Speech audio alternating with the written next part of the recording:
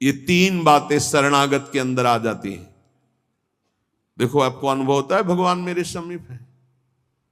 अगर नहीं हो रहा तो अभी आपका कोई है, इसीलिए नहीं हो रहा। ये पूज्य श्री राधा बाबा कहते हैं हमारे श्री कृष्ण में एक स्वभाव ऐसा है, वो दूसरिया पसंद नहीं करते। वो जिसको स्वीकार करते हैं उससे अनन्यता की चाह रखते हैं।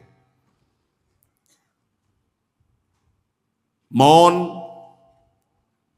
अन्य चेष्टाहीन, शरीर मन वाणी केवल आराध्य देव में, तो अनुभव होने लगेगा कैसे प्रभु हमारे समीप रहते हैं। ये कितने बड़े महापुरुषों की खुली हुई बात है। भगवान मेरे समीप हैं, भगवान मुझे शास्त्रों भुजाओं से ढके हुए हैं, मेरी रक्षा कर रहे हैं, भगवान मुझे स्वीकार कर चुके हैं। ऐसा शरणागत को अनुभव होता है। आपको यदि अनुभव नहीं हो रहा तो मौन, सारी चेष्टाएं भगवान के लिए, शरीर मन और वाणी प्रभु के चरणों में समर्पित, तो आपको अनुभव होगा प्रभु मेरे समीप है। अनुभव होता है। हर उपासक को जीवित कैसे रहे। जो भोगों से जीवित है उनकी बात अलग, जो प्रभु से जीवित है उनकी बात।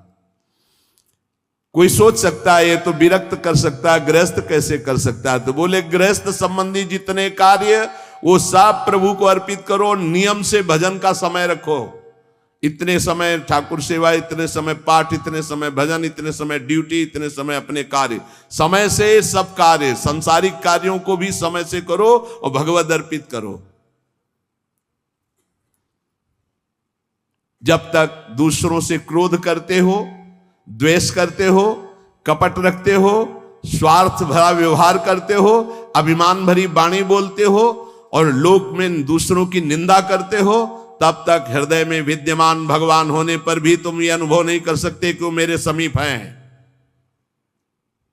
बहुत अमृतमय वचन है। पता नहीं आपको कैसे लग रहे हो। बिल्कुल अंदर का ऑपरेशन है। जब तक दूसरों से क्रोध करते हो, द्वेष करते हो, कपट भरा व्यवहार करते हो, स्वार्थ रखते हो, अभिमान भरी बात बोलते हो, दूसरों की निंदा करते हो, तो हृदय में विद्यमान रहने पर भी भगवान का अनुभव नहीं कर सकते कि वो मेरे समीप हैं। ब्रह्मचर्य में जीवन परम पुरुषार्थ में जीवन होता है। ब्रह्मचर्य ही ब्रह्म की प्राप्ति का मुख्य हेतु होता है। ये मुख्य हेतु होता है। मान लो जिसके त्यागने में इतना सुख है उसको रोकने में कितना सुख होगा। मान लो ये डॉक्टरों की ये बात हमारी समझ में नहीं आती जो ये कहते हैं कि ऐसा करना ठीक है। हमको उन लोगों की बात समझ में नहीं आती जो कहते हैं सर्वनाश का खेल खेलो और तुम स्वस्थ रहोगे। भगवान ऐसों की बुद्धि को बचाएं जो प्रमाण देना चाहिए कि हमारी नई पीढ़ी, हमारी नई समाज कैसे संयम में रहकर ऊपर उठती है। कोई भी घड़े में छेद कर दो भर जाए, ऐसा कैसे हो सकता है? चलनी में गैया दुहे, दोष दैव को दे, हरि गुरु कहो न माने। कैसा कलयुग बढ़ गया है कि प्रमाण दिया जाता है सीरियल नौटंकी नाटकों से और डॉक्टरों से। कैसी बुद्धि भ्रष्ट हो गई है उपदेश देने वालों की। धर्म शास्त्रों की अवहेलना करके ऐसे उपदेश देने वालों को नरक की गति प्राप्त होगी, कोई भी हो। क्यों? क्योंकि वो जब ऐसा उपदेश कर रहा है तो स्वयं उसकी ऐसी धारणा है। और व्यभिचारी की गति कभी शुभ नहीं हो सकती।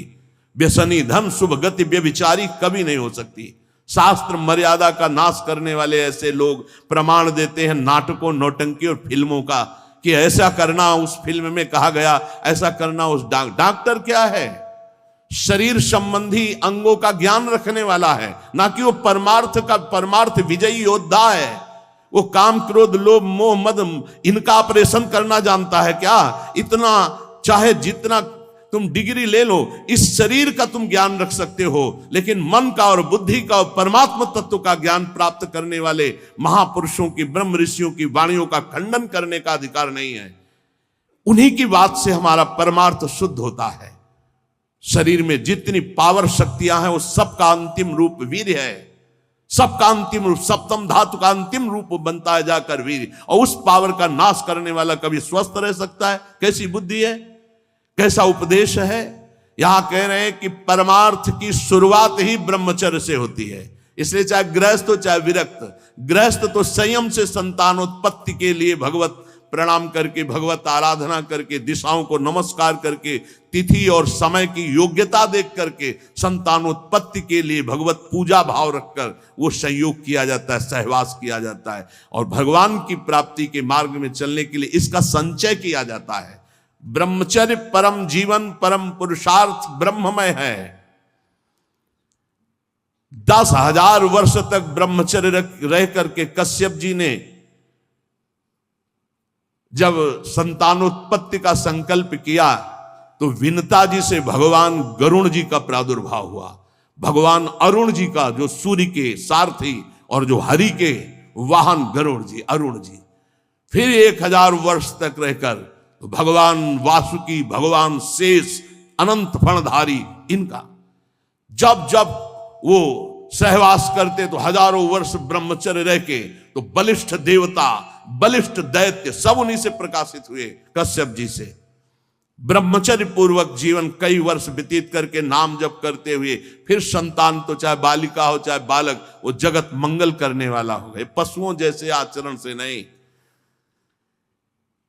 ब्रह्मचर्य जिसका ठीक है वही, चाहे गृहस्थ हो चाहे विरक्त, वही परमार्थ पर विजयी हुआ है आज तक। सद्भाषण, सद्विचार, सद्भावना, न्याय निष्ठा, आडंबर पाखंड का त्याग, वही जाकर के धर्मात्मा महात्मा बनता है। इसलिए भक्त को चाहिए कि ब्रह्मचर्य पर विशेष ध्यान दे और रात्रि के सोने के समय ज्यादा सावधान रहे। उस समय वेदना काम की जरूर जागृत होती है, उस समय जरूर ध्यानस्थ रहे, कीर्तन परायण रहे, नाम जप करते हुए शयन करे और शेष भाग रात्रि का भजन में व्यतीत करे। मध्य भाग शयन के लिए, शेष भाग प्रारंभ भजन और उठने के समय भजन। अब आप लोगों की तो दिनचर्या ऐसा है कि अर्धरात्रि से शुरू हो जाती, शेष भाग आने ही नहीं पा। ये जो ब्रह्म मुहूर्त समय कहा जा रहा है, इस समय तो सत्संग हो रहा है आपका।